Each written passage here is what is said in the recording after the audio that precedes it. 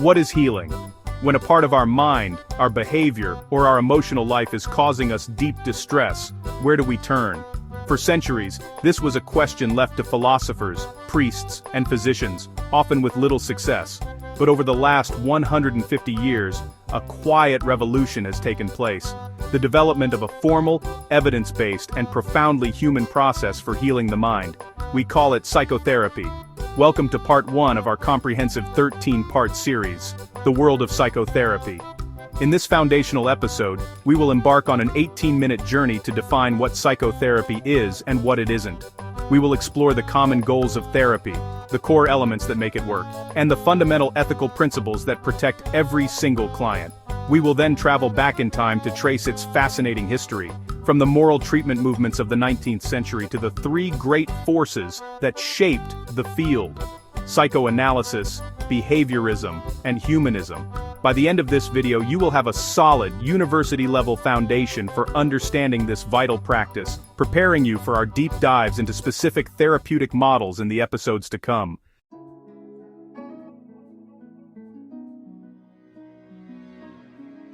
So, let's start with a clear definition. At its core, psychotherapy is a form of treatment for psychological, emotional, or behavioral problems, conducted by a trained mental health professional. It is a purposeful, collaborative, and theory-based relationship designed to help a person resolve distressing symptoms, gain insight, and improve their overall functioning and well-being. It's often called the talking cure, but it's far more than just talking. It is a professional and structured process that operates on several key principles. First, the therapeutic relationship. This is the absolute foundation. The relationship between the client and therapist must be one of trust, empathy, and non-judgment. It's a space where the client feels safe to be vulnerable. The great humanist Carl Rogers famously called this unconditional positive regard. This safe professional relationship is the container in which all the work of healing can happen. Second, a theoretical framework. Every licensed therapist operates from a specific, evidence-based psychological theory. Whether it's psychoanalysis, cognitive behavioral therapy, or a humanistic model, this theory provides a roadmap.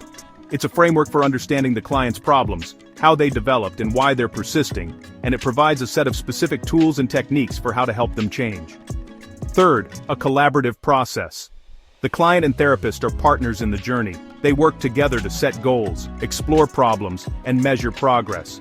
The client is always the expert on their own life, their feelings, and their experiences. The therapist is the expert on the process of change, a skilled guide who walks the path alongside the client, offering new perspectives and tools.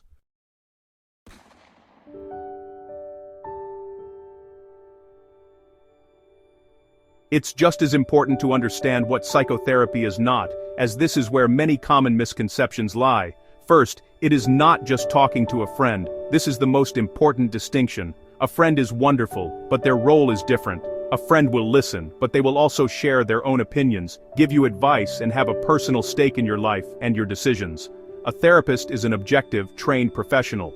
They are trained not to give advice, but to help you find your own answers. Their only agenda is your well-being, and their relationship with you is bound by strict ethical and professional boundaries. Second, it is not a magic bullet or a quick fix. Therapy is hard work. It requires courage, commitment, and a willingness to face difficult feelings and long-standing patterns. A therapist cannot fix you or wave a magic wand. Real lasting change comes from the client's own efforts, with the therapist acting as a skilled facilitator and guide. Finally, it is not always medication. This is a common point of confusion. Psychiatry is a medical field. Psychiatrists are medical doctors who can prescribe psychotropic medication to manage the biological and chemical symptoms of mental illness. Psychotherapy, on the other hand, is a psychological process. It focuses on changing the underlying thoughts, feelings, behaviors, and past experiences that cause the symptoms. The two can be incredibly effective when used together. Medication can stabilize symptoms enough for the deeper work of therapy to take place, but they are not the same thing.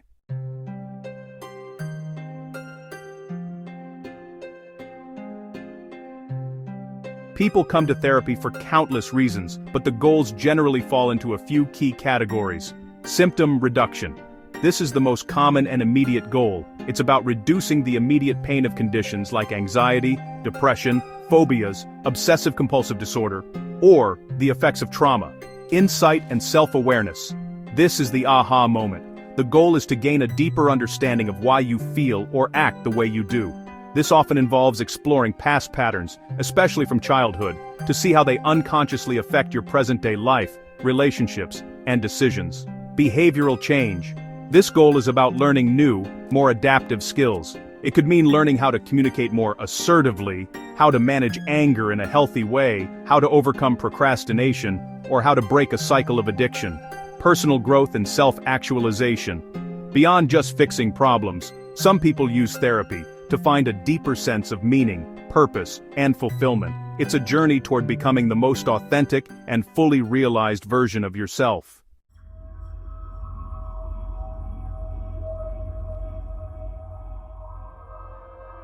To understand the therapies we use today, we have to appreciate the incredible and often dark journey it took to develop them. For most of human history, mental illness was deeply misunderstood. It was often attributed to supernatural forces, demonic possession, or a simple moral weakness. For centuries, those suffering from severe mental illness were not treated. They were isolated. They were often chained in squalid, inhumane institutions called asylums or madhouses, where they were treated more like animals than human beings. A major revolutionary shift began in the late 18th and early 19th centuries with the moral treatment movement. This was the first spark of humanistic psychology. Pioneers, like Philippe Pinel in France and Dorothea Dix in the United States, argued for a radical new idea, that people with mental illness were human beings who deserved compassion, dignity, and a clean, safe environment.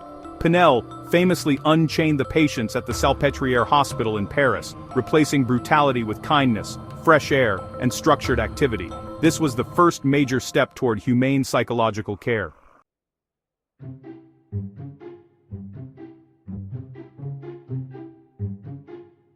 The true birth of modern psychotherapy, the talking cure, began in a doctor's office in Vienna. Sigmund Freud, a neurologist, proposed the first comprehensive theory of the human mind and a method for treating it. This became known as psychoanalysis, and it is the first force in psychology. Freud's revolutionary idea was that our conscious minds are just the tip of the iceberg. He argued that our behavior is driven by powerful, unconscious forces, repressed memories, unresolved conflicts, and primal drives, often stemming from early childhood. He believed that psychological distress, or neurosis, was the result of these unconscious conflicts bubbling up and manifesting as symptoms like anxiety or phobias. His talking cure was designed to make the unconscious conscious, using techniques like free association, saying whatever comes to mind, and dream analysis, which he called the royal road to the unconscious. The goal was to achieve deep insight. Freud believed that once a patient gained insight into their repressed conflicts, the symptoms would resolve. He gave us the very idea that our inner, unseen world could be explored and understood through a structured therapeutic process.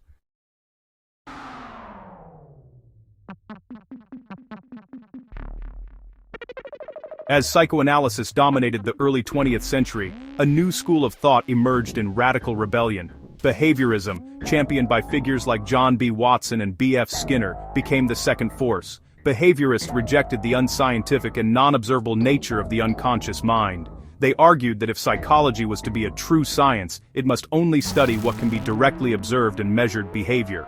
They believed that all behavior, functional or dysfunctional, is learned through processes of conditioning. Classical conditioning, first shown by Ivan Pavlov, demonstrated how we learn to associate a neutral stimulus with a natural reflex. Operant conditioning, developed by B.F. Skinner, showed how behavior is shaped by its consequences, reinforcement, which increases a behavior, and punishment, which decreases it. This led to powerful therapeutic techniques focused on unlearning maladaptive behaviors and learning new, healthier ones. This was not about insight, it was about action and observable change.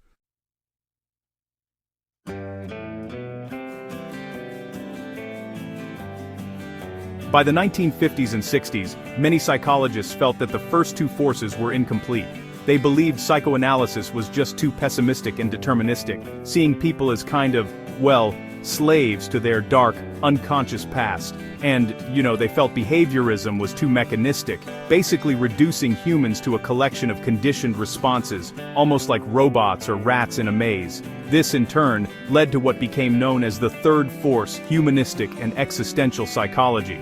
Led by giants like Carl Rogers and Abraham Maslow, this movement really emphasized the positive aspects of human nature, our potential for growth, our free will, our drive for self-actualization, and our search for meaning. Rogers' person-centered therapy was truly revolutionary. He argued that the therapist's techniques were far less important than their attitude. He believed that for a client to heal and grow, they needed a relationship defined by 3 core conditions. Empathy, which is a deep, non-judgmental understanding. Unconditional positive regard, which means a total, genuine acceptance of the client as they are. And genuineness, meaning the therapist being their authentic, real self. This humanistic perspective put the client, not their illness or their unconscious, back at the center of the therapeutic process.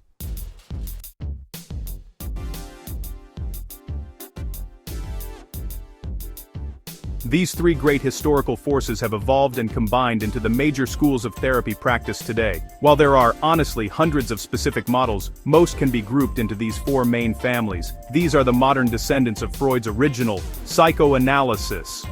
While they still focus on insight into unconscious processes and the impact of the past on the present, modern psychodynamic therapy is typically shorter term and more interactive.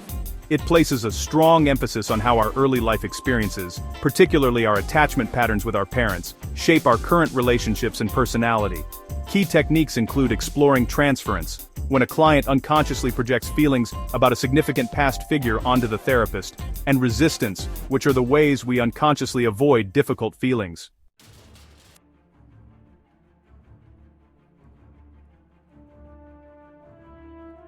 CBT is arguably the most widely practiced and researched school of therapy today. It is a powerful hybrid that emerged from the cognitive revolution of the 1970s, which brought the mind, or cognition, back into behaviorism. CBT operates on a simple, yet profound model. It's not events themselves that cause our distress, but our thoughts and interpretations about those events. Dysfunctional thinking leads to dysfunctional feelings and behaviors. Therefore, CBT uses a 2-pronged approach. Behavioral techniques taken from behaviorism are used to change maladaptive actions, like using exposure therapy to help someone overcome a phobia.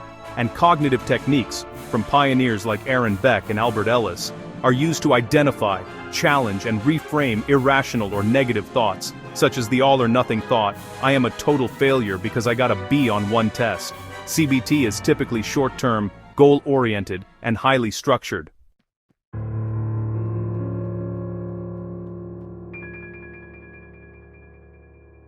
So, this school includes therapies that prioritize personal growth, meaning, and the client-therapist relationship above all else. Now, person-centered therapy, developed by Carl Rogers, continues to be foundational. It places a strong emphasis on empathy and unconditional positive regard.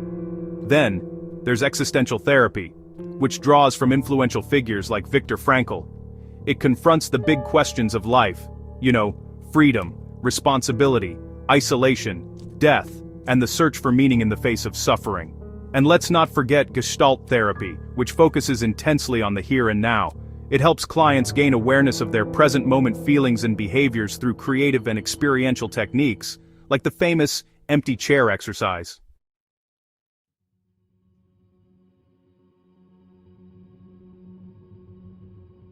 So, this final group of therapies really shifts the focus from the individual in isolation to the individual within a larger system. Family systems therapy, for example, views the family as an interconnected emotional unit. A problem in one individual, like a child's behavior, is often seen as a symptom of a larger dysfunction within the family system. In this approach, the client, really, is the entire family. Now, integrative or eclectic therapy is a bit different. It's an approach where therapists blend techniques and theories from multiple schools. They tailor their approach to the specific, unique needs of the individual client, rather than sticking to a single, rigid model. Honestly, this is one of the most common approaches used by modern therapists today.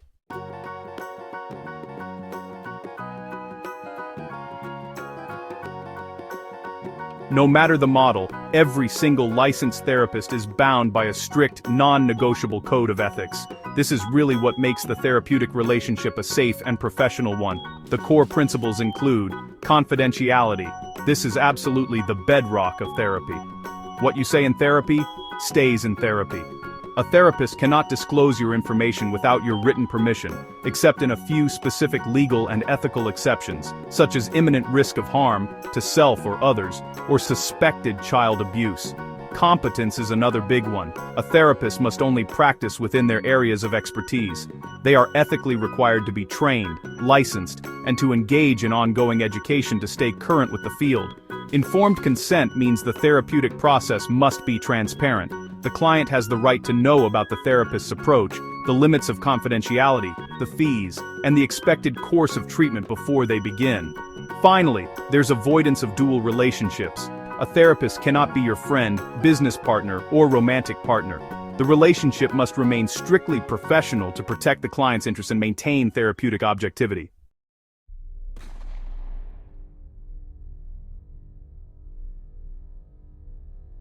This is honestly a fair and essential question. The answer, from decades of research, is a resounding yes. For psychology students, it's important to know about evidence-based practice, or EBP. This is a model that encourages therapists to integrate three things: the best available research evidence, their own clinical expertise, and the client's unique values and preferences.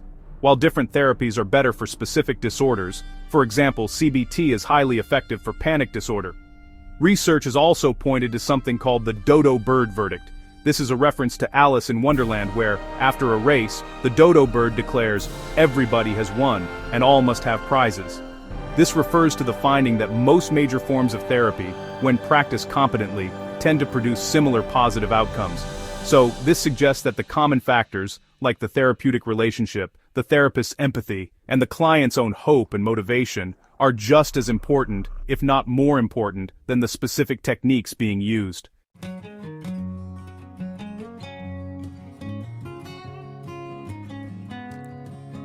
Today, we've really laid the entire foundation for our series. We've defined psychotherapy as a formal, theory-based, and collaborative healing relationship. We've journeyed through its history, from the dark days of asylums to the three great forces of psychoanalysis, behaviorism, and humanism that shaped the field. We've mapped the four major schools of thought practiced today: psychodynamic, cognitive behavioral, humanistic-existential, and systems-based therapies. And most importantly, we've established the critical ethical framework that makes this work safe, and the research evidence that makes it effective. This is the world of psychotherapy, a rich, diverse, and constantly evolving field dedicated to one of the most complex and important tasks imaginable: helping human beings heal, grow, and live more meaningful lives. In our next episode, Part 2, Psychoanalysis and Psychodynamic Therapies, we will take a deep dive into the world of Sigmund Freud and his descendants. We'll explore the unconscious mind, dream analysis, and how our earliest relationships shape the person we become. So, which of the three forces of psychology do you find the most compelling, and why? Share your thoughts in the comments below. If you're ready to begin our deep dive into the specific models of therapy, please subscribe and hit the notification bell. Thank you for watching.